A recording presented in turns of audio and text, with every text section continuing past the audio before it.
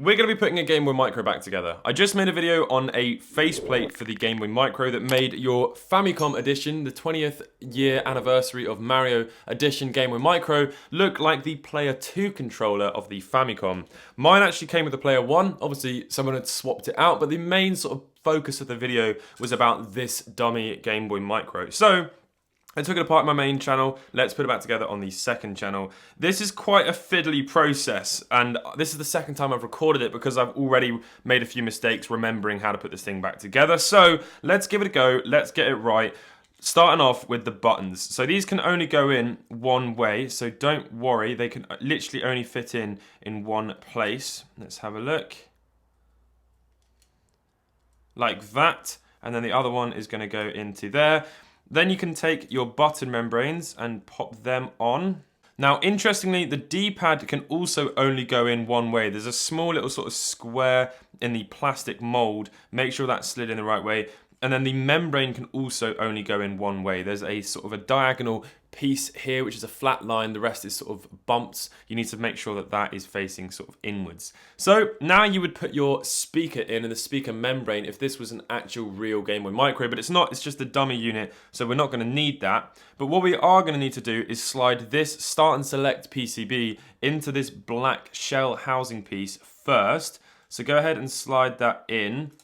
Little bit of a tricky thing to do. The GameBoy Micro is by far the most complicated Game Boy to be taken apart and put back together, so bear that in mind if you're new to Game Boys. Right, once that is in, you can push the motherboard in. That sort of clips in over here as well for the power PCB, and that is the front of the GameBoy Micro together. Now again, if this was a real GameBoy Micro, you'd need to plug the screen in, which is done using this ribbon cable area here, which I don't have because mine's a dummy unit.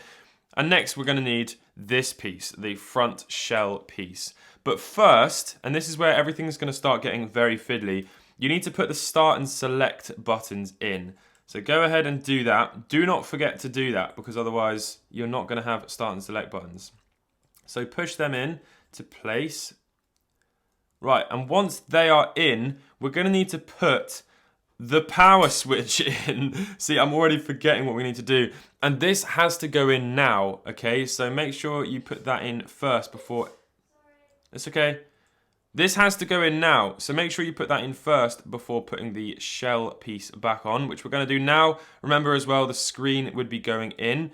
So slide all of that on, and there we have most of the front back together. So you can see this is a very difficult operation. So the next thing we need to put in are the shoulder buttons. Now, wait, I got that wrong. You need to put this piece in first. This is the cartridge shield. So that can only go in one way, which I think is like that.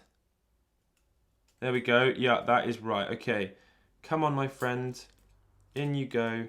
Happy days. It has to slide in underneath the front of the shell as well, which is brilliant. That's not complicated at all. There we have it. That is it in place. Now you need to take one of the small gold screws, and that is going to go in over here. Make sure you do this before anything else. In you go. Happy days. Now that actually will clamp down some of the GameBoy Micro, which is going to make the next stage only 1% easier because it's incredibly difficult.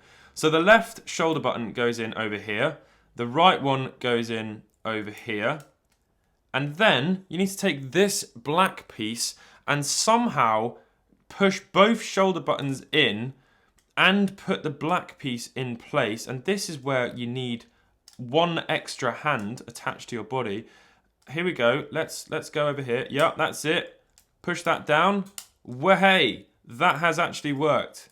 That is all in okay. Right. What is next? There we go. Push that over there.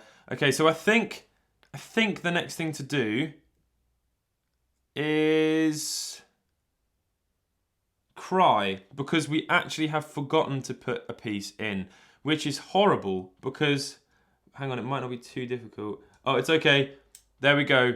Make sure you put the volume rocker in. That goes in over here.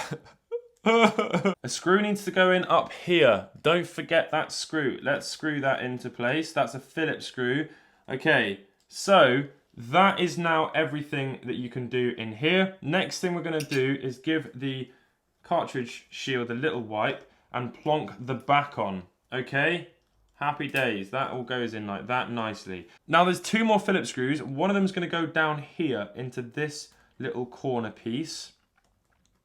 Happy days, and that will clamp the other bit of the cartridge shield down. The other one is going to go in here at the top, and that only leaves us now with 2 more silver screws. So one of them is going to go up at the top, and these, by the way, are tri-wing. Couldn't say it right there. Tri-wing screws. So there we go, just like that.